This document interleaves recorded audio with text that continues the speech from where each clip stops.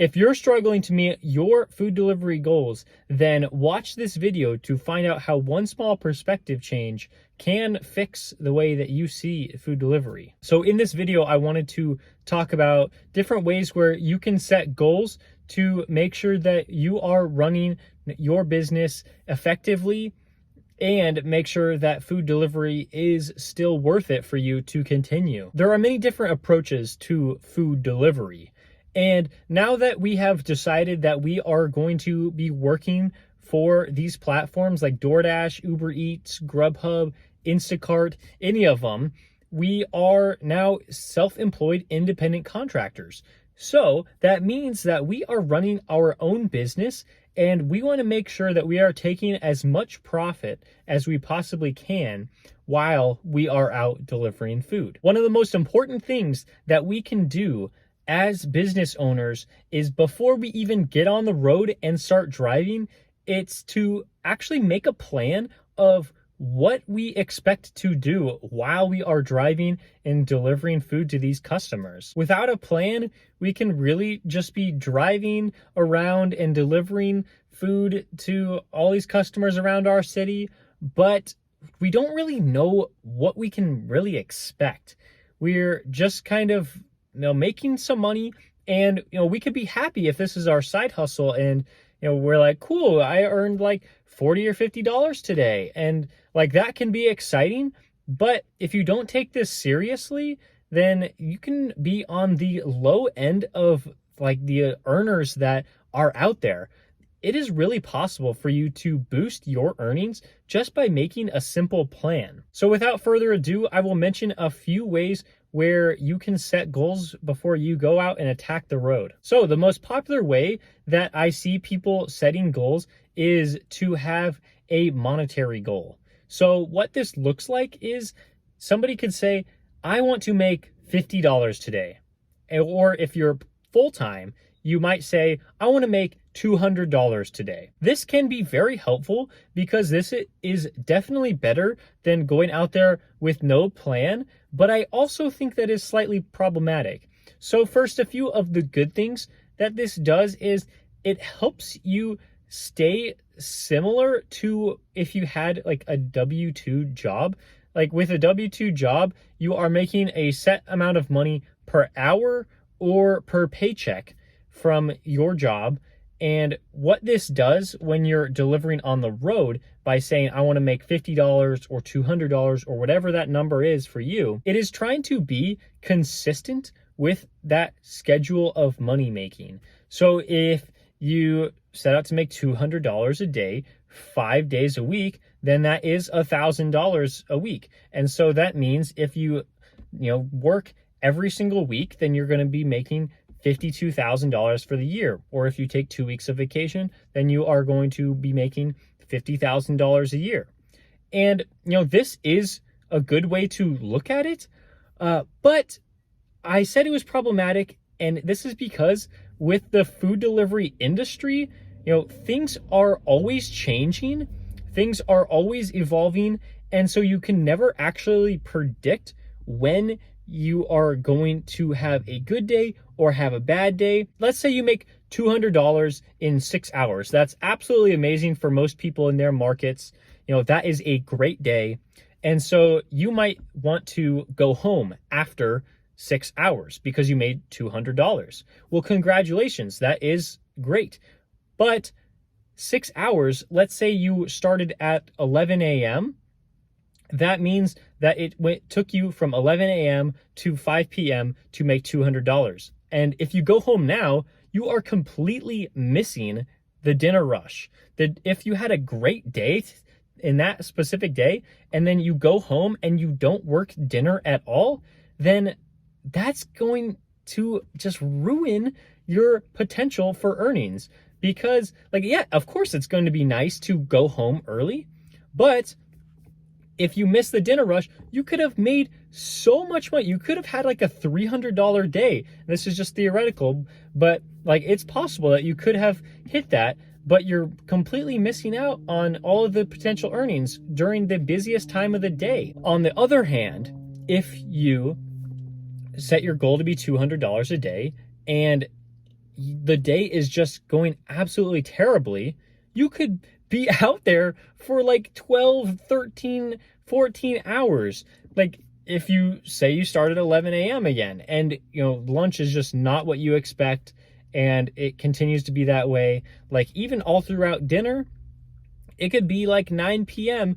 and you're not even close to your goal. So you feel like you have to go out there and just stay out to make your money, to stick to your $200 a day schedule. Like I said, this is problematic. You don't want to be out there for 6 hours one day and then like 14 hours the next day just to stick to your schedule that you set out for yourself. But like I said, a goal is a lot better than no goal. So at least you are trying to do that.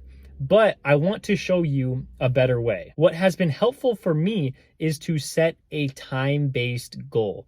So what this looks like is if you happen to have 2 hours to spend during the day doing food delivery, then you can set your schedule. Say you want to work from 5 p.m. to 7 p.m. because that is the best time to go out and make your money.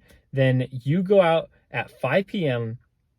and you deliver the absolute best that you can until 7 p.m. And if you have to go home at 7 p.m., well, you go home at 7 p.m. Some days this will look like you earning like $15 an hour. It's possible that that happens. But other times that could look like you earning like $35 an hour, maybe even $40 an hour in that 2 hour stretch. And this takes a lot of pressure off of you because you are not sticking to a set schedule saying, I have to make $50 a day or else I'm behind schedule. I need this to happen in order to, help me with my bills or whatever it is. If you have to work full time, then this also works for you. So let's say that you are going out there for 8 hours. Well, you could pick your schedule to work the 8 best hours of the day. This could be 11 a.m. to 2 p.m., taking a break, and then coming back out from 4 p.m. to 9 p.m. And if those are your best 8 hours of the day, then you could do something like that, or you could do something, similar to that, maybe like 10 a.m. to 2 p.m. and then 5 p.m. to 9 p.m. What I have found this to do is it actually just helps me out so much. It gives me more peace of mind when I'm on the road because I am not always consistently looking at my earnings to find out if I have hit my goal. I can just do the best job that I can. And, I don't have to be distracted with like, oh, am I doing this right or am I doing it wrong? No, I can just go out there and I have certain processes in mind, whether it's working one app or if it's multi-apping. And what I have found is when I am working DoorDash, Uber Eats, and Grubhub all at the same time, I am earning the most money that I can. And if I am running 3 apps while also, trying to use GPSs to get where I need to go, and, it's pretty crazy. I don't need to be like in the earnings tab of every app trying to calculate how much I have, saying, oh, I have $30 from DoorDash, I have $40 from Uber Eats, I have $10 from Grubhub. And so now I need to, let's do the math really quick. Like that takes too much mental capacity to do that.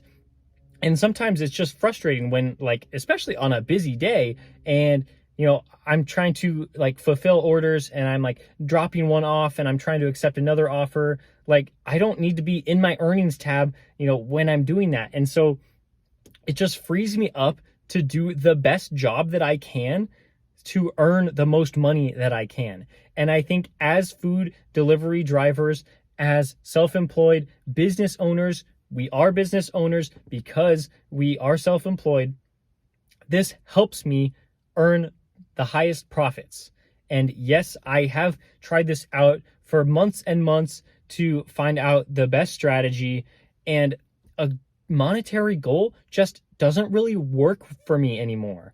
I used to think it would be nice if I earned this much money every day, but it just doesn't make sense. If you can have a schedule, like I'm assuming most people do, unless you have some emergency, then you should be able to, say that I am going out for the next 4 hours and I'm going to earn the most money that I can, no matter what.